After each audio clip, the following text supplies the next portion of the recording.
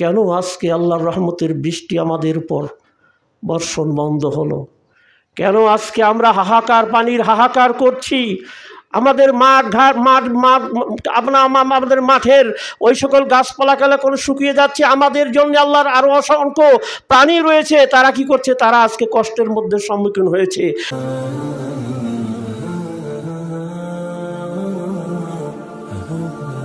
সম্মানিত মুসল্লিবৃন্দ, শুরুতে আল্লাহ তাআলার শুকরিয়া আদায় করি, যার অশেষ মেহেরবানিতে আমরা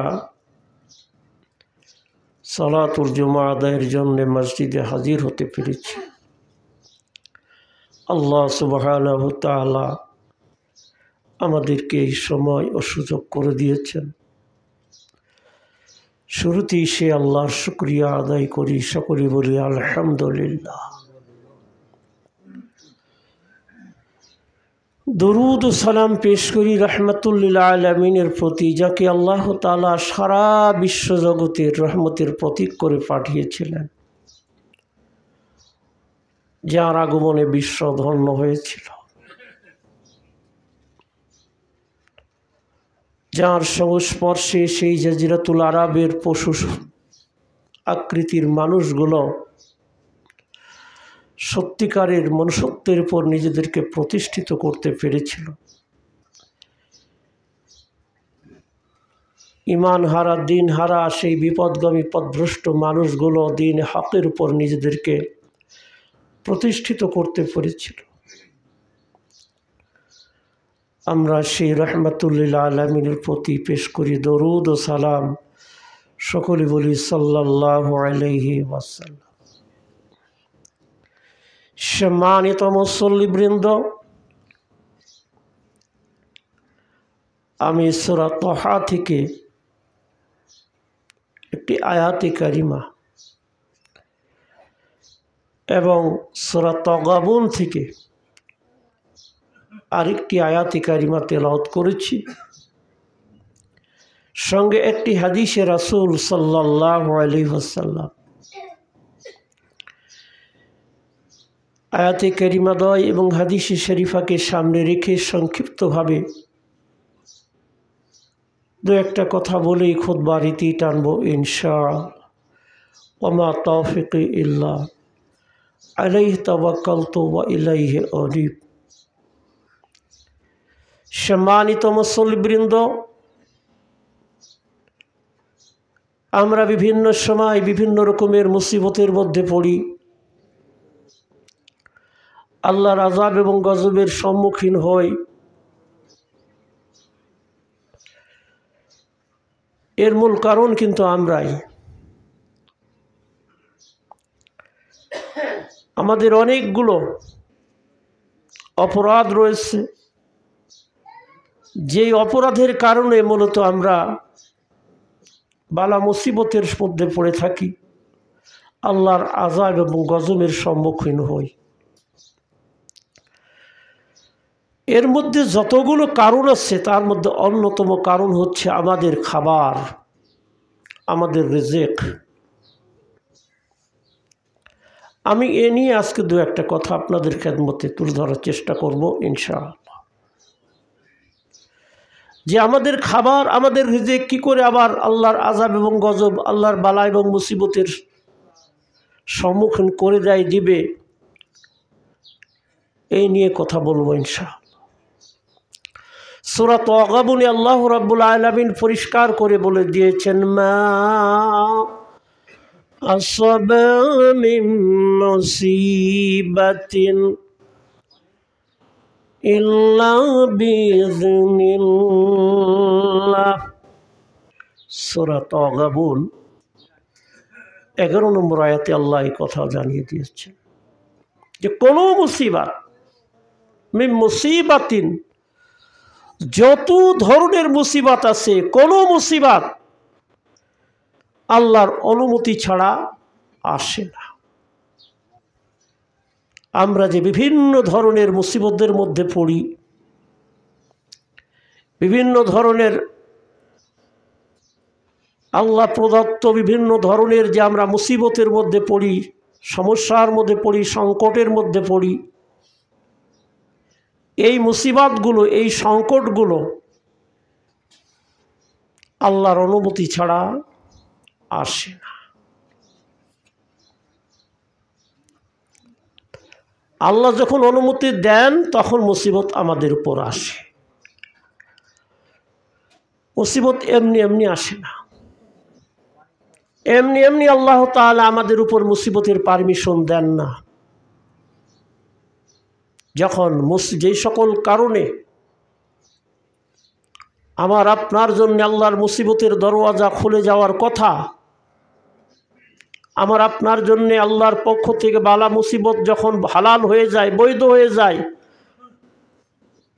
যে সকল অপরাধের কারণে ওই সকল অপরাধগুলোর সঙ্গে যখন আমরা জড়িয়ে পড়ি, তখনই আল্লাহ রাব্বুল আলামিন আমার আপনার জন্যে বালা মুসিবতের আযাব এবং গজবের দরওয়াজা খুলে দেন।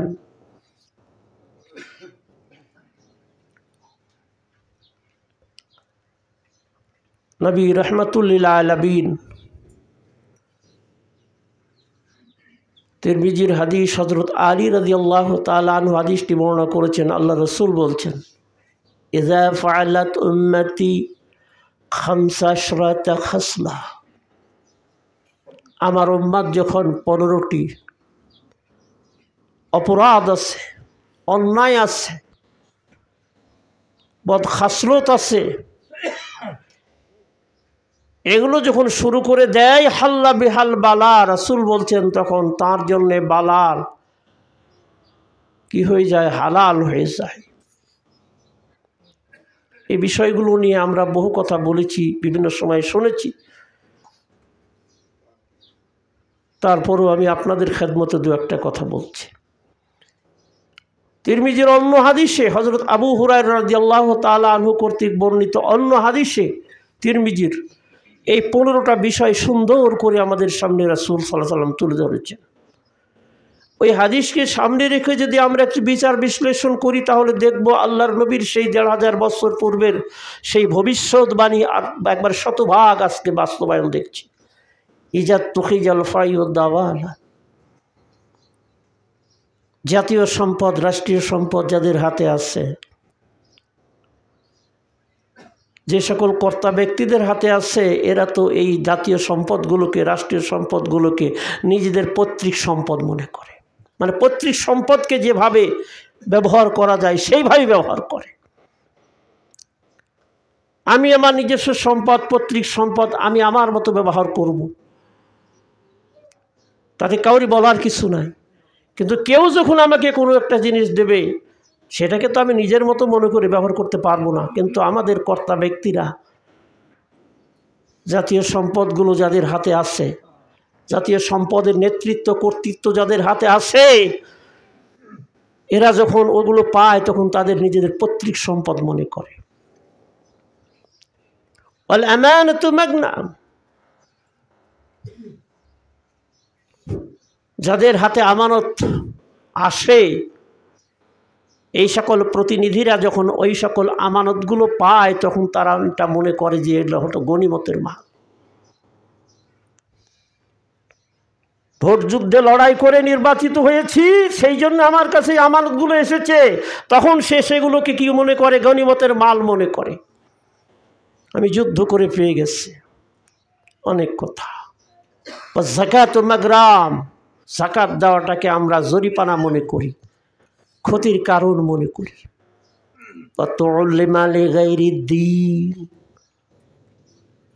আমাদের মাঝে যথেষ্ট শিক্ষার ব্যবস্থা আছে, আমাদের মাঝে যথেষ্ট শিক্ষিত মানুষ আছে,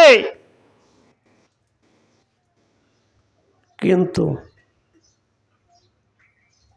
নিজের বাপের জানাজার সালাত আদায় করতে পারে না, পড়াতে পারে না, নিজের মায়ের জানাজার সালাতের ইমামতের দায়িত্ব পালন করতে পারে না। এরকম বহু শিক্ষিত মানুষ আমাদের সমাজে আছে।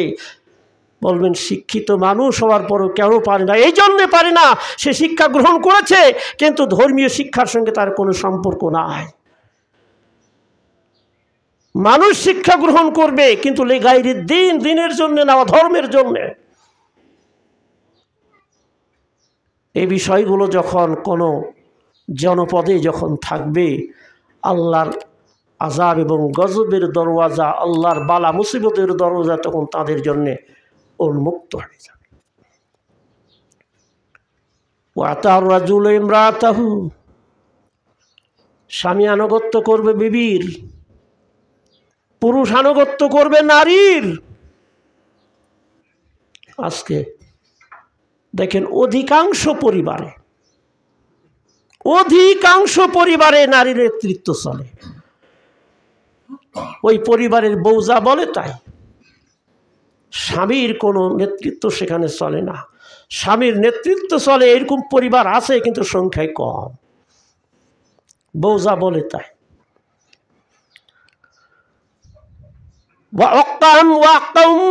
মাকে কষ্ট দেয়। আদনা সাদিকাহু, বন্ধুকে আপন করে নেয় একেবারে। ওয়াদনা আবা ও আকসা আবাহু, বাপকে দূরে ঠেলে দেয়। এগুলো বাস্তব। জাহারাতিল আসওয়াতু ফিল মাসাজিদ, মসজিদ নিয়ে গলাবাজি, মসজিদে গলাবাজি, অন্য জায়গায় নাই, কিন্তু মসজিদে গলাবাজি চলে। এরকম বীর পুরুষ আমাদের মাঝে আছে। আমরা ছোটতে দেখতাম অনেক পরিবারে অনেক গরু ছিল। গোয়াল থেকে যখন গরু ছেড়ে দিত, গরু বের হয়ে চলতে শুরু করত। ডানে বামে যদি আপনার ওই সাহারের মান পেত কিংবা নরম দেওয়াল, তাহলে আপনার একটা তর্জন দিয়ে শিং ঢুকিয়ে দিত।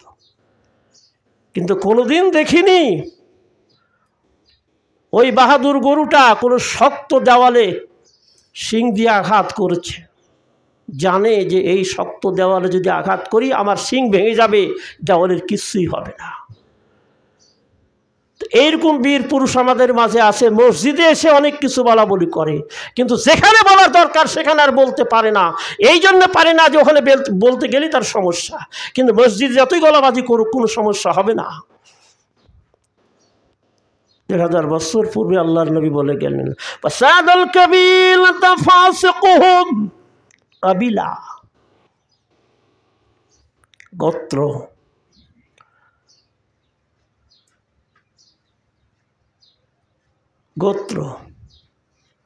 গোত্রের নেতা কে হবে, মোড়ল কে হবে, সর্দার কে হবে? ফাসিকুহুম, যে ওই কাবিলার, যে ওই গোত্রের যে সবচেয়ে ফাসেক, বিশৃঙ্খলা সৃষ্টিকারী, অরাজকতার সৃষ্টিকারী, দুর্নীতিবাজ, দুর্নীতি পরায়ণ, ওরাই হবে সর্দার, ওরাই হবে কাবিলার নেতা। ওখানে যাইবুল কওমে আরজুলুহুম, নবীর কথা, আমার কথা নয়। কওমের নেতৃত্ব কারা দিবে? কওমের নেতা কারা হবে? যাইমুল কওমে আরজুলুহুম, ওই কওমের মধ্যে যারা নিম্ন শ্রেণীর, যাদের চরিত্রের কোনো ঠিকানা নাই, যাদের মধ্যে শত্রুতা নাই, যাদের মধ্যে হালাল হারামের কোনো বালাই নাই, এইরকম নিম্নমানের যারা সত্য বলতে পারবে, মিথ্যাও বলতে পারবে, এইরকম নিম্নমানের লোকেরাই হবে কওমের নেতা। এগুলো আল্লাহর রাসূল বলেছে, আমি বলি নাই। আল্লাহর নবীর এই কথাগুলো একটু বাস্তবে মেলানোর চেষ্টা করবেন।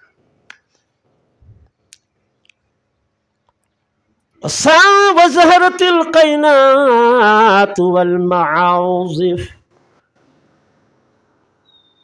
গায়িকা এবং বাদ্যযন্ত্রের আত্মপ্রকাশ করবে। আজকে দেখেন সব জায়গায় শুধু গান আর গান, বাজনা আর বাজনা। অশুরিবাতিল খবুর, খামরুনের বহুবাসুল খবুর, বিভিন্ন ধরনের মদ পান করবে। ওয়ালা'ন আখিরু, ওয়ালা'নাল আখিরু মিন হাজ আব্বালাহা, এই পরবর্তীরা তাদের পূর্ববর্তীদের উপর লানত করবে, অভিশাপ দেবে। বাপ সবসময় তার দাদার দুর্নাম করবে, বাপ তার পিতার দুর্নাম করবে। বাপ এই করেছে, সেই করেছে, এই করেনি, সেই করেনি। পরবর্তী যারা নেতৃত্ব দিবে এই সকল নেতৃত্ব আগের নেতৃত্বের দুর্নাম করবে, অভিশাপ দিবে, এই করেছে সেই করেছে। রাসূল বলছেন এই অপরাধগুলো যখন কোনো জনপদের মানুষের মধ্যে যখন অনুষ্ঠিত হবে, রাসূল বলছেন ফারতাকিবু ইনদা যালিকা রিহান হামরা ওয়া জালজালাতান ওয়া খাসফান ওয়া মাসখান ওয়া কাসফান। নবী বললেন এই ধরনের অপরাধ যখন সংগঠিত হবে তখন তোমরা অপেক্ষা করো, ফারতাকিবু ইনদা যালিক।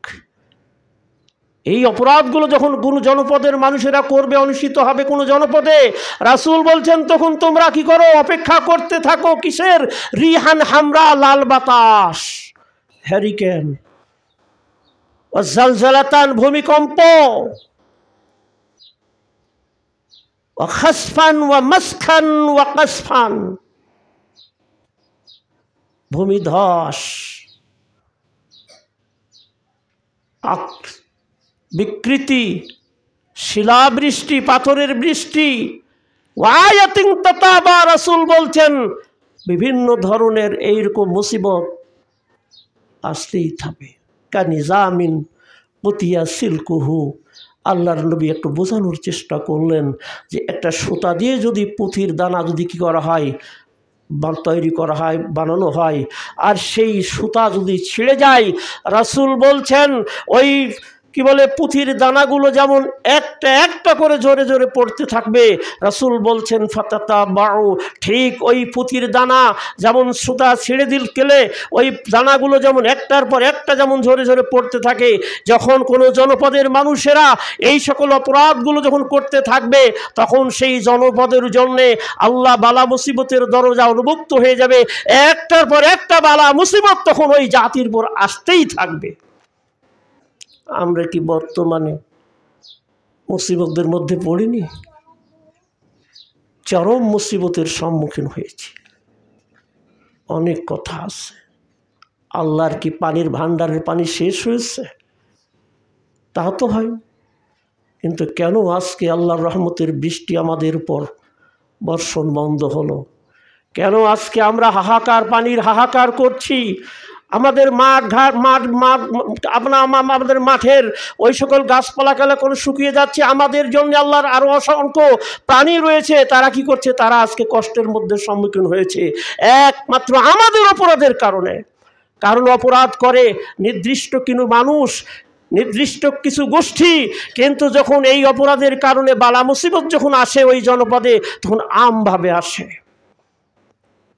তার মধ্যে অন্যতম হচ্ছে এই যে আমাদের খাবার, অনেক কথা আছে।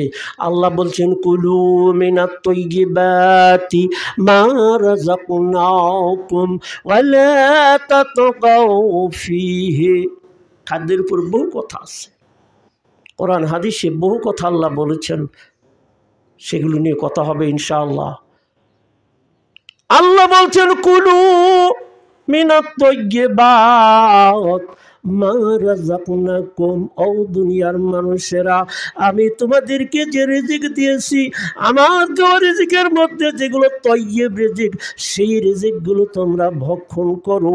ওয়ালা তাতগাউ ফীহি, এই ব্যাপারে তোমরা বাড়াবাড়ি করো না। আমি তোমাদের জন্য যে খাবারগুলোকে আমি তয়্যিব করে দিলাম, পুত পবিত্র রিজিক হিসাবে আমি তোমাদের ব্যবস্থা করে দিলাম, তোমরা সীমা লঙ্ঘন করে আমার দেওয়া এই তয়্যিব খাবারগুলোকে তোমরা হারাম করে দিও না, অবৈধ করে দিও না। ফায়াহিল্লা আলাইহি গাযাবি, তাহলে তার উপর আমার গজব হালাল হয়ে যাবে।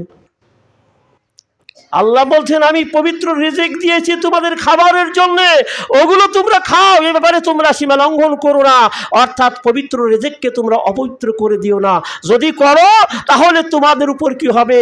আমি আল্লাহর গজব হালাল হয়ে যাবে। ওয়া মাইয়াহলিল আলাইহি গাযাবি, আমি আল্লাহর গজব যার উপর হালাল হয়ে যাবে ফাকাদ হাওয়া। অনেক কথা আছে। আপনার জমিনে ফসল একবারে হালাল, জমির হালাল ফসল, আপনি সেই ফসলের যখন আপনি অসুর বের করবেন না, আপনার সেই হালাল রিজিকটা কি হয়ে যাবে? আর তয়্যিব হয়ে থাকবে না। শুধু হালালের চিন্তা করলে হবে না, আমি যেটা খাচ্ছি খাবো সেটা মূলত চিন্তা করতে হবে যে আমার এটা তয়্যিব কিনা। অনেক কথা আছে, আল্লাহ রাব্বুল আলামিন যদি হায়াতে বাঁচিয়ে রাখেন এ নিয়ে কথা হবে ইনশাআল্লাহ। যেহেতু আমি এই প্রচণ্ড গরমের কারণে আর আলোচনা দীর্ঘায়িত করছি না। আল্লাহ রাব্বুল আলামিন আমাদের তৌফিক দিন, আমরা যে খাবারগুলো গ্রহণ করছি বা করব, আমরা যেন পবিত্র রিজিক আমরা ভক্ষণ করতে পারি। আল্লাহ এই তৌফিক আমাদের সবাইকে দান করুন, বলি আল্লাহুম্মা আমিন।